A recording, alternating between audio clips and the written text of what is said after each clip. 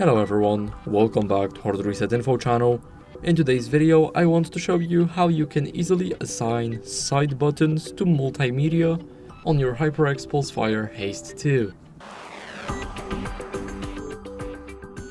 So first, what you guys need to do is open the January app, and here go to Connected Products, click on the mouse, and now click on the buttons here. Now select the side buttons to change them, and here go to Multimedia.